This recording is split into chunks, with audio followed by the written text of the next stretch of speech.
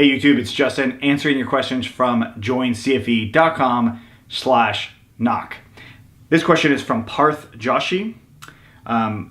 His question is it necessary to use more than one settings file when using more than one apps?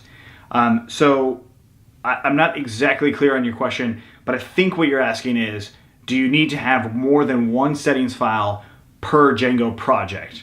Because if you're talking about all sorts of apps, every sort of app like Angular or React, they have in Django, but they all have different settings, right? But if you're referring to Django itself and how in some of our projects we have multiple setting files, this is actually very important for testing locally and going live. It's also important for letting other people or other developers use your code too. So yes, in many cases, it's very good to have multiple settings files because your production server or your production settings file actually shouldn't have any secret keys in there or raw secret keys. You want to put those into environment variables for your production as much as possible. That's a secure way to do it, the much more secure way to do it.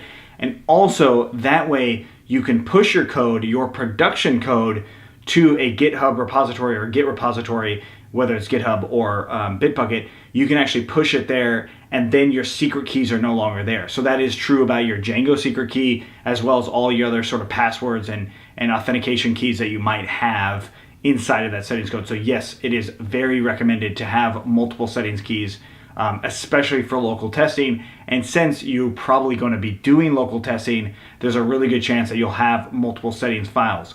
Now, that being said, if you use environment variables, you actually can use one single settings file for those environment variables. But when you're testing new apps, so like Django apps, as in new models and stuff like that, then you probably would want to have different settings files, because if you're working on it locally and you don't actually push that app in production yet, like you're actually testing it, then it makes sense to have those two different apps. So definitely, like overall, I would say yes, having two settings files is a good idea. Thanks for the question. If you guys have any others, check out joincfe.com/knock and ask your questions there. Thanks so much.